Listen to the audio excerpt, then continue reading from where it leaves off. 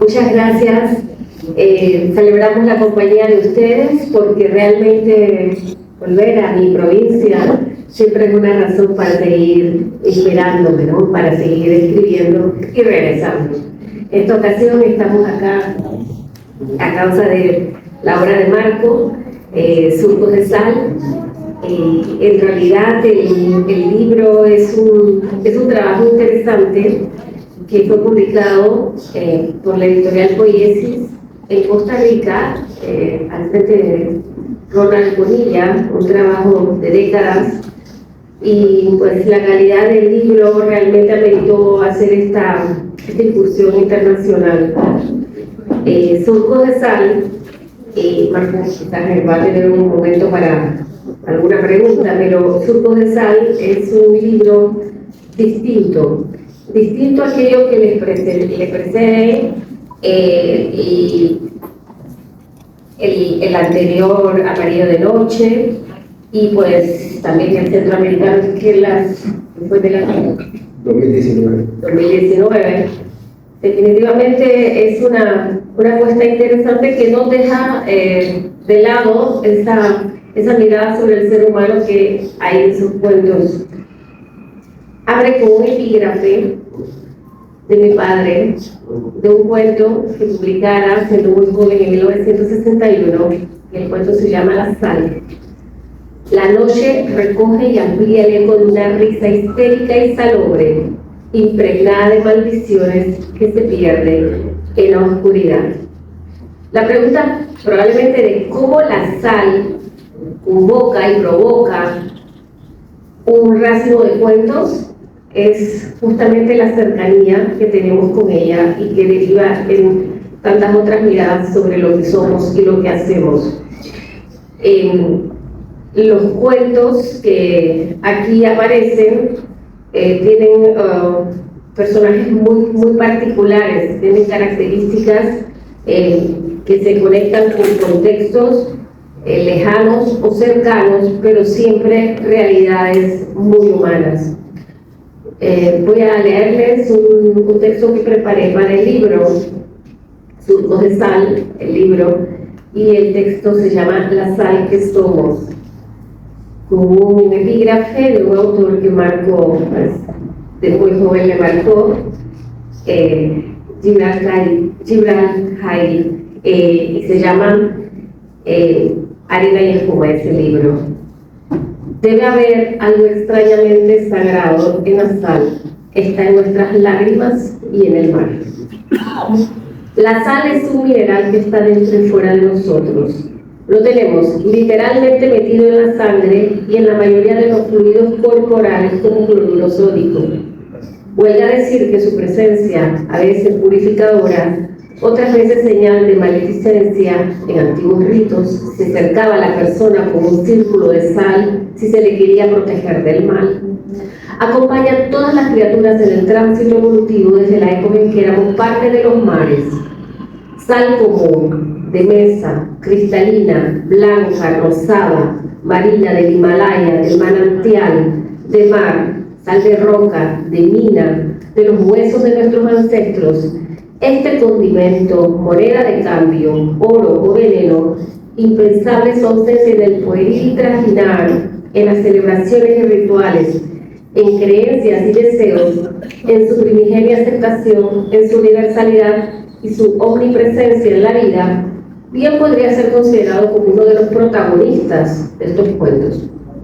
Así, la sal de las lágrimas que surgen de los celos o la ira, en el cuento Nena, el teléfono, la sangre derramada por la traición, la lucha, incrustada en las vísceras o la dimensión doméstica y cruel del paso del tiempo, van dibujando estos surcos donde situaciones y personajes nos muestran la complejidad de la naturaleza humana, siendo todo menos predecible. Surcos de Sal es el libro que Marco Ponce Adrover nos trae a la mesa para recordarnos el espectro de sabores que conforman la vida, pero también el de los sinsabores, las carencias materiales o afectivas, el problema del gusto, lo orgánico y lo trascendente de la existencia. En esta obra se encuentran engarzados un conjunto de cuentos cuya dinámica bien podría ilustrar todas las formas de la sal, desde el mar hasta las lágrimas, desde el sublime paladar a la tortura y la desazón, porque no hay lenguaje más profuso e intrincado que el de los sentidos. Y es que los personajes pasan por todas las situaciones a las que nos lleva la sal. Estar salado, como el protagonista de Larguirucho. Amar y buscar desesperadamente la sal de la vida, como sucede en Miss Diputada.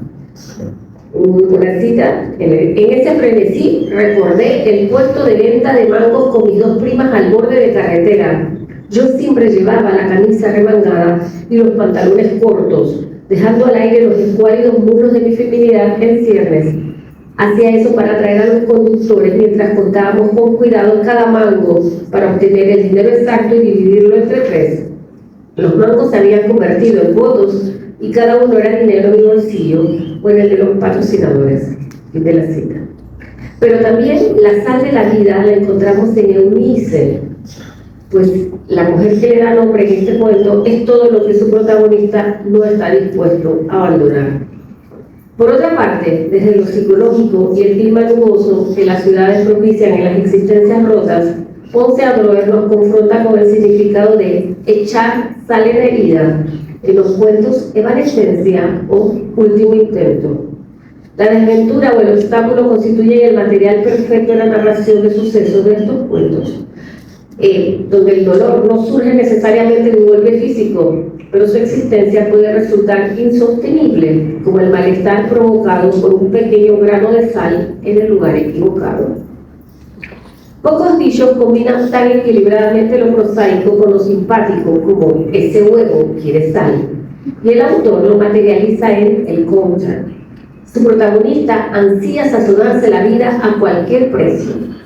En Entrevista se hace plausible el dicho: no confíes en lo que ves, la sal también parece azúcar. De la siguiente manera, cito: luego de unos minutos, la mujer camina lentamente y descubre el tatuaje de una mariposa a colores en su pantorrilla izquierda. La veo desnuda en el piso, tirada en el suelo junto a la cocina, y sonríe. El personaje central, narrando en primera persona, nos arrastra al paso de las frenéticas horas de su día hasta llevarnos donde una mujer circunspecta que ahora ostenta el poder frente a su hijo fue otra cosa que apenas unas horas, algo tan extraño y mórbido que tal vez ella tampoco recuerda. En el cuento Urgencia se nos señala el significado de derramar sal, esta antigua superstición de los cristianos que puede remontarnos gráficamente hasta la última cena, donde Judas Iscariote toca involuntariamente con su codo el salero y el contenido de este se derrama. Este suceso, interpretado como símbolo de la mala suerte, ha sido ejemplificado en la obra del mismo nombre que pintara Leonardo da Vinci.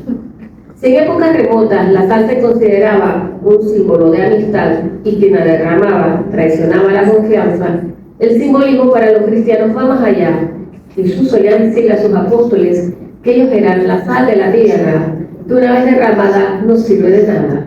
En ese sentido, Carlos Taranilla de la Barca, en su obra Breve Historia de las Reliquias Leonesas y sus reliquiarios, nos dice: el hecho se ha asociado con la mala suerte, debido a que este mineral era antiguamente muy preciado, tanto por su simbolismo, la Iglesia Católica empleaba la sal para el agua bendita, e incluso constituye un símbolo de preservación de la santidad en Jesús, la sal de la tierra.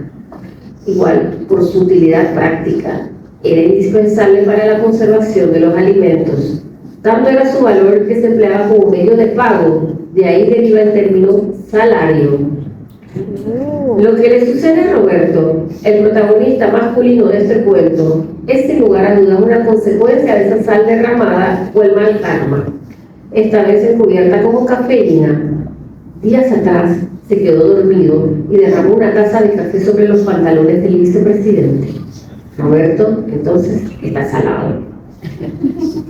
Los ideales de Gandhi, el insigne humanista del siglo XX, se mezclan con la sal para materializarse. La pacífica desobediencia civil, que constituyó su herramienta más característica, confluye en un importante evento cargado de fuerza y emoción, celebrado en 1930 y que es conocido como la Marcha de la Sal.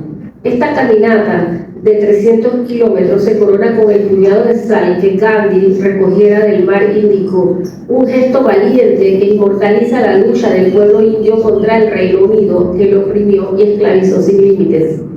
Marco Ponce Adroer ha sido humanista toda su vida. De hecho, es el fundador del movimiento humanista en nuestro país. Y quizás por eso, Marco Ponce Adroer, el escritor, deviene en alquimista. Propone una literatura sazonada de ficción y crítica, porque no teme cimbrear las palabras para producir emociones y reflexiones. Surcos de Sal tiene los elementos para ser recordada, porque es como la vida misma y todo lo que tenemos o ansiamos que se cuece en ella. Muchas gracias.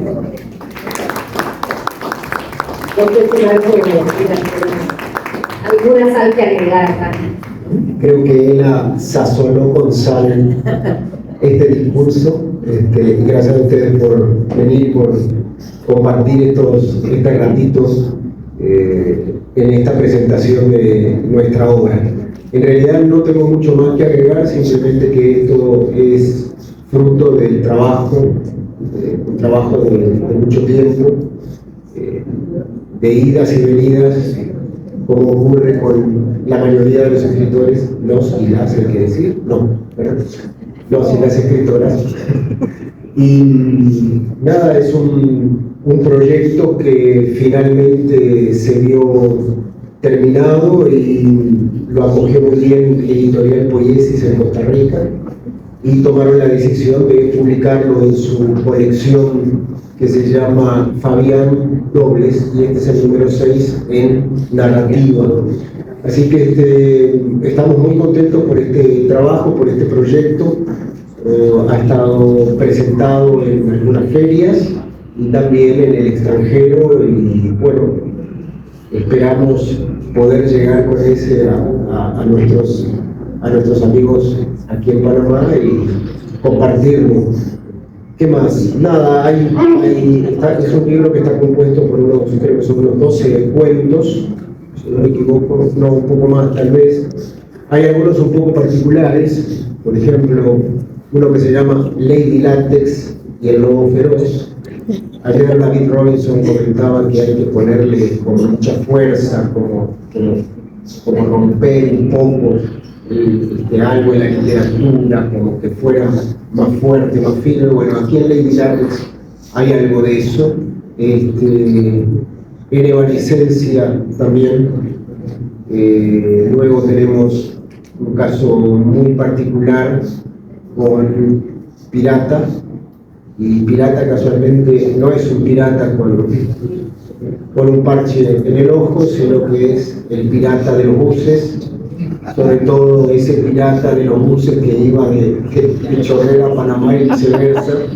Así que bueno, ahí hay toda una historia sobre eso, y recoge muchas situaciones cotidianas que a veces parecen o que pasan desapercibidas, pero que realmente sí nos tocan y hacen que nuestro cuerpo esté lleno de surcos de sal. Gracias.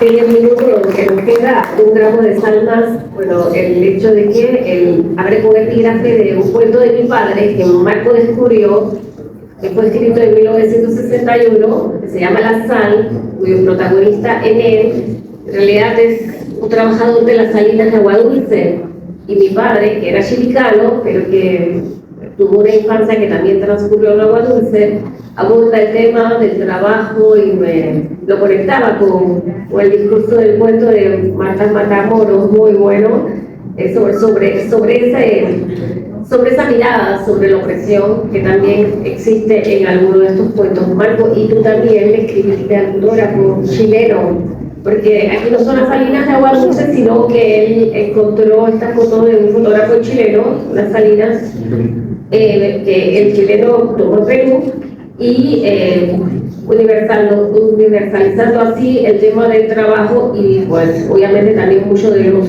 temas de este cuento. Sí, Rodrigo Vergara también. Bueno, tenemos una historia sobre la sal que conecta con mi padre.